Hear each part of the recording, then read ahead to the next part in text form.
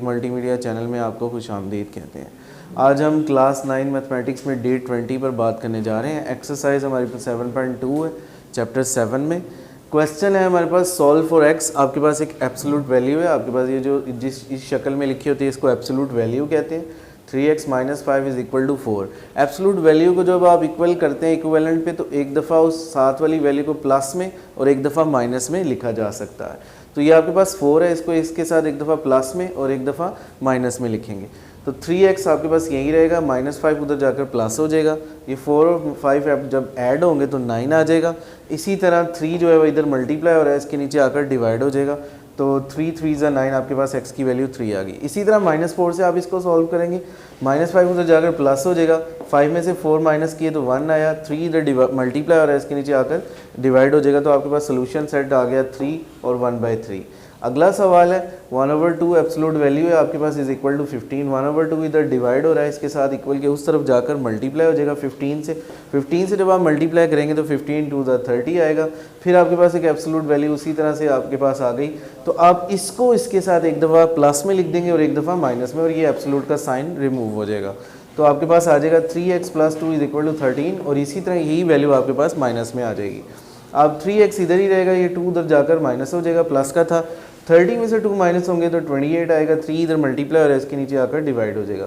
इसी तरह इसके साथ भी ये होगा, 2 इधर प्लस का उधर जाकर माइनस हो जाएगा। 30 में 2 ऐड किए तो -32, और 3 इधर मल्टीप्लाई हो रहा है, इसके नीचे आकर डिवाइड हो जाएगा। तो आपके पास सोल्यूशन सेट आ गया 28/3 और -32/3। अगला क्वेश्चन है, आपके पास दोनों तरफ एब्सोल्यूट वैल्यूज़ हैं, तो आपके पास राइट हैंड वाली वैल्यूज़ है जो है उसको इसके साथ एक दफ़ा प्लस में और एक दफ़ा माइनस में आप लिख देंगे, और x वाली वैल्यू को x वाली के साथ प्लस माइनस कर देंगे और कांस्टेंट को कांस्टेंट के साथ कर दिया जाएगा।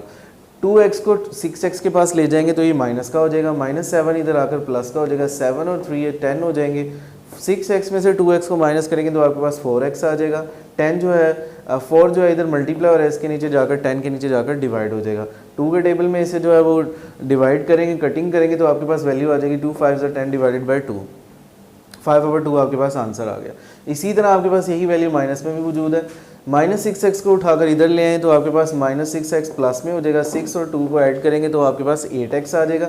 3 जो है वो इधर प्लस का इक्वल के उस तरफ जाकर माइनस का हो जाएगा। 7 में से 3 माइनस हुए तो आपके पास 4 बचा।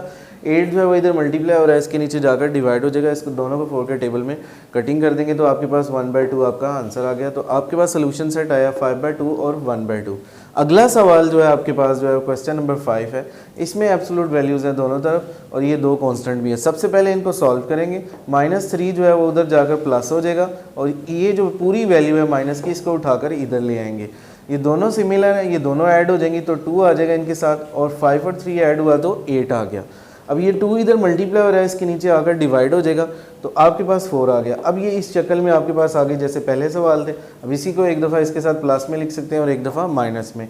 तो आप जब प्लस में लिखेंगे तो 2 इधर प्लस का उधर जाकर माइनस हो जाएगा। 4 में से 2 माइनस हुए, x की वैल्यू आपके पास 2 आ गई। इसी तरह 2 इधर प्लस का उधर जाकर माइनस होगा तो -2 और -4 आपके पास -6। तो आपके पास सोल्यूशन सेट बना 2 और -6।